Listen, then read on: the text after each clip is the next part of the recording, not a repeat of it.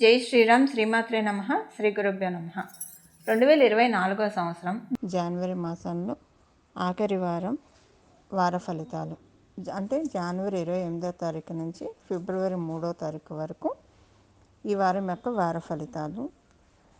ఈ వార ఫలితాలు ఏ గ్రహ దేవతలు ఏ ఏ స్థానాల్లో ఉండి ఈ వార ఫలితాన్ని ప్రసాదిస్తున్నారు. ముందుగా ప్రథమంగా మేషరాశిలో గురు భగవానుడు సంచారం జరుగుతూ ఉంది. అలాగే కన్యా రాశిలో కేతు సంచారం, ధనుసు రాశిలో కుజ బుధ శుక్రుడి సంచారం ధనుసు రాశిలో జరుగుతుంది. ధనుసు రాశిలో ఉన్న బుధుడు 2వ తారీఖు నుంచి ధనుసు రాశిని వదిలి మకర రాశిలోకి వెళ్తూ ఉన్నారు.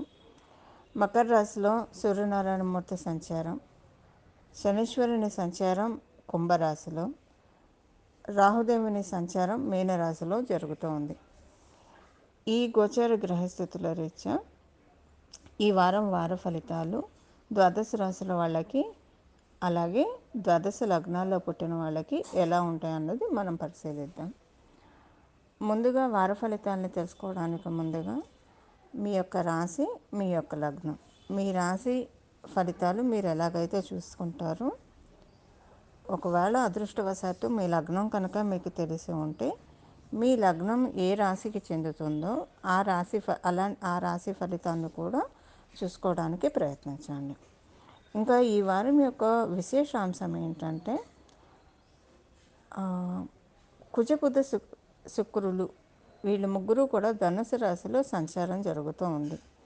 అంటే బుధుడు 2వ తారీఖు నుంచి ధనుసు రాశిని వదిలి మకర రాశిలోకి వెళ్తున్న ఈ వారం 5 రోజులు బుధుడు కుజుడు శుక్రుడు వీళ్ళ ముగ్గురు కలిసి ధనుసు రాశిలో సంచారం చేస్తూ ఉన్నారు. ఎప్పుడైనా బుధుడు శుక్రుడు కలిస్తే జన్మజాతకంలో అయినా సరే లక్ష్మీనారాయణ యోగం అని చెప్తాం. లక్ష్మీనారాయణ యోగం అక్కడ ఫలిస్తుంది. అయితే ఈ లక్ష్మీనారాయణ యోగం ఏ ఏ రాశుల వాళ్ళకి ఎలాంటి ఫలితాన్ని ఈ వారం ప్రసాదిస్తూ ఉంది. తర్వాత 2వ తారీఖు 3వ తారీఖు బుధాదిత్య యోగము ద్వాదశ రాశుల వాళ్ళకి, ద్వాదశ లగ్నాల్లో పుట్టిన వాళ్ళకి వర్తిస్తుంది. ఇక మనం ఫలితాలు తెలుసుకుందాం. ధనుసు రాశి మొదలుకొని మేషరాశి వరకు కూడా గ్రహమాలిక యోగం మనకి చోటు చేసుకుంటూ ఉంది. ఈ గ్రహమాలిక యోగం ధనుసు రాశిలో ఉన్న కుజబుధ శుక్రులు, అలాగే మకరంలో ఉన్న రవి, కుంభంలో ఉన్న శని, మీనంలో ఉన్న రాహువు, మేషంలో ఉన్న గురుడు వీళ్ళందరూ కూడా గ్రహమాలిక యోగాన్ని ప్రసాదిస్తూ ఉన్నారు. ఈ గ్రహమాలిక యోగం అంటే ఏంటంటే ఒక అల్లిన దండ, చక్కగా పూలన్నీ కూడా ఒక దండలాగా అల్లితే అది దేవుడికి చక్కగా ఒక మాలగా వేస్తే చూడటానికి కన్నుల విందుగా ఉంటుంది. చాలా ఆహ్లాదంగా అనిపిస్తుంది.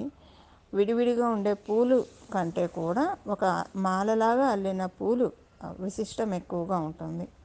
అలా ఈ గ్రహమాలిక యోగం అనేది చాలా మంచిది. మనం పూలని అల్లితేనే చాలా ఆనందంగా అంటే సంతోషపడతాం. చాలా బాగా వచ్చింది. కొంతమంది చాలా గుత్తిగా కడతారు పూలదండ. అది చూస్తే అసలు చాలా బాగా అనిపిస్తుంది మనకి. అలాగా మనం పూలదండని చూసే అంత మురిసిపోతాం కదా. గ్రహాలన్నీ గ్రహమాలిక యోగంలో ఉంటే అవేంటంటే ఒక స్పెషల్ సిగ్నిఫికెన్స్ని మనకి ప్రసాదిస్తాయని చెప్పి అర్థం. అందులో ఈ గ్రహమాలిక యోగము చాలా ప్రత్యేకతను సంతరించుకుంది ఈ వారం జరిగేది. అదేంటంటే ఇది మనకి ధనుసు రాశిలో మొదలుకొని మేషరాశి వరకు ఒక అగ్నితత్వ రాశితో ఈ గ్రహమాలిక యోగం ప్రారంభమయ్యి ఇంకొక అగ్నితత్వ రాశితోటి ఈ గ్రహమాలిక యోగం ఎండ్ అవుతూ ఉంది. అంటే మనకి ధనుసు రాశి అగ్నితత్వ రాశి, అలాగే మేషరాశి కూడా అగ్నితత్వ రాశి. 2 అగ్నితత్వ రాశుల్లో ఈ గ్రహమాలిక యోగం చోటు చేసుకోవడం అంటే స్టార్టింగ్ పాయింట్ ఎండింగ్ పాయింట్ అవ్వడం నిజంగా చాలా విశేషము. ఈ గ్రహమాలిక యోగము అంటే ధర్మపరమైన అంశాల్లో మనలో ఆధ్యాత్మికతని పెంచడానికి, మనలో ఉన్న నెగిటివ్ థాట్స్ని తీసివేయడానికి, అలాగే సొసైటీ పట్ల కావచ్చు, మన చుట్టూ ఉన్న వాళ్ళ పట్ల కావచ్చు, మన పట్ల కావచ్చు, మనం చాలా సానుకూల దృక్పథాన్ని కలిగి ఉండడానికి. అంటే ఇప్పుడు చూడండి చాలామంది ఎవరికి వాళ్ళు వచ్చేప్పటికీ వాళ్ళకి వాళ్ళే తక్కువ చేసుకుంటారు, వాళ్ళకి వాళ్ళే ఏం చెయ్యలేమో అన్న ఆత్మన్యూన్యత భావానికి గురవుతూ ఉంటారు.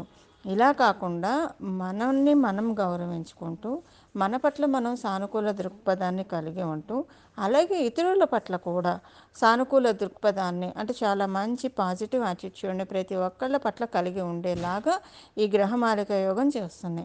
అలాగే ఎప్పుడైతే మనల్ని మనం పెట్టుకుంటామో, ఇప్పుడు మనశ్శాంతి లేదని ఇబ్బంది పడుతూ ఉంటారు చాలామంది. ప్రత్యేకించి ఈ మనశ్శాంతి లోపమే ఇప్పుడు మేజర్ ప్రాబ్లం అని కూడా మనందరికీ తెలిసిన విషయమే. అలాగే ఈ మనశ్శాంతి మన పట్ల మనం సానుకూలంగా ఉన్నా, ఎదుటివారి పట్ల మనం ఎక్కువగా సానుకూల భావంతో ఉంటే చెక్కు చెదరని మనశ్శాంతి మనకు వస్తుంది. ఎప్పుడైతే మనం అలా ఉంటామో మనలో ఉన్న దైవిక శక్తిని మనం పెంచుకున్నట్లు అనమాట. అంటే మనలో సురశక్తులు ఉంటాయి, అసుర శక్తులు ఉంటాయి. దైవిక శక్తులు ఎప్పుడు మనలో పెంపొందుతాయి అంటే ఇలా మనం సానుకూల దృక్పథాన్ని అలవర్చుకుంటే ప్రతి ఒక్క సిచ్యువేషన్ పట్ల సానుకూల దృక్పథాన్ని ఎప్పుడైతే అలవర్చుకుంటామో అప్పుడు మనలో ఉన్న దైవిక శక్తి, దైవబలం పెరుగుతుంది. దైవబలం ఎప్పుడైతే పెరుగుతుందో ప్రతి పనిని కూడా చాలా ఎఫిషియన్సీ తోటి చాలా ముందుకు లాట్ ఆఫ్ కరేజ్ తోటి ముందుకు తీసుకెళ్ళే ఇది ఉంటుంది. మానసికంగా డిప్రెషన్లో ఉంటే ఏ పని చేయలేక స్తబ్దుగా ఉంటాం. పని చేస్తున్నా సరే యాంత్రికంగానే చేస్తాం, కానీ మ్యాక్సిమం మన అంటే ఆలోచన అనేది దాని చుట్టూనే తిరుగుతుంది. సో కాన్సన్ట్రేటెడ్గా చేయలేం. కాన్సన్ట్రేటెడ్గా చేయకపోవడం వల్ల ఆ పని సరిగ్గా జరగకపోవడం ఇలా రకరకాలుగా ఉంటాయి. ఇప్పుడు దీన్ని మనం ఎలాబరేట్ చేసుకుంటే చాలా ఉంటాయి. చెప్పొచ్చే విషయం ఏంటంటే గ్రహమాలిక యోగం ఉండడం వల్ల అందరికీ కూడా ఒక పాజిటివ్ యాటిట్యూడ్ ఏర్పడటానికి చాలా చక్కటి అవకాశము మనకి ఈ గ్రహమాలిక యోగం నిస్సందేహంగా ప్రసాదిస్తూ ఉంది. కుంభరాశిలో పుట్టిన వాళ్ళకి ఈ గ్రహమాలిక యోగం మీకు లాభస్థానం నుంచి ప్రారంభమై తృతీయ స్థానంలో ఈ గ్రహమాలిక యోగం అంతమవుతూ ఉంది, ఎండ్ అవుతూ ఉంది. అలాగే మీకు లాభస్థానంలో లక్ష్మీనారాయణ యోగం, ఈ వారాంతంలో మీకు వ్యయ స్థానంలో బుధాదిత్య యోగం. చాలా మంచిదండి. లాభస్థానంలో ఎన్ని గ్రహాలు ఉంటే అంత మంచిది.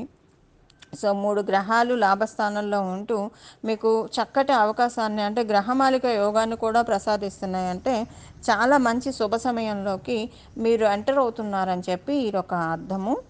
మీ జ్యేష్ఠ సోదరు అంటే మీకు అక్కలు అన్నలు ఉంటే వాళ్ళతోటి మీకు రిలేషన్ బాగుంటుంది. వాళ్ళకి కూడా కొన్ని మంచి మార్పులు ఈ గ్రహమాలిక యోగం మీకున్న ఈ గ్రహమాలిక యోగం ద్వారా వాళ్ళకి కూడా చోటు చేసుకోబోతూ ఉన్నాయి.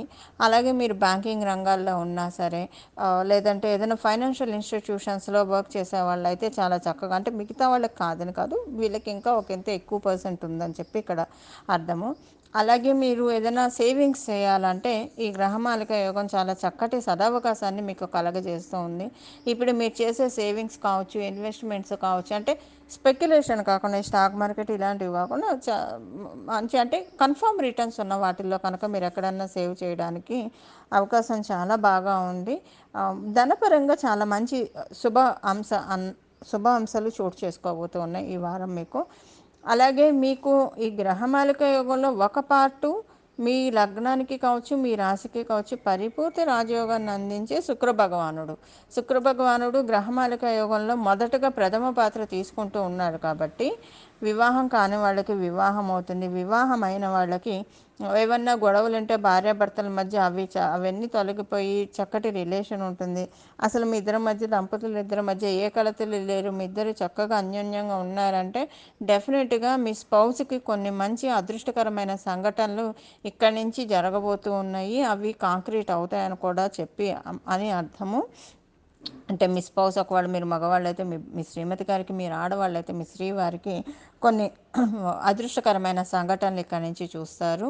చాలా చక్కటి అదృష్టం వాళ్ళకి పట్టబోతుందని నిస్సందేహంగా.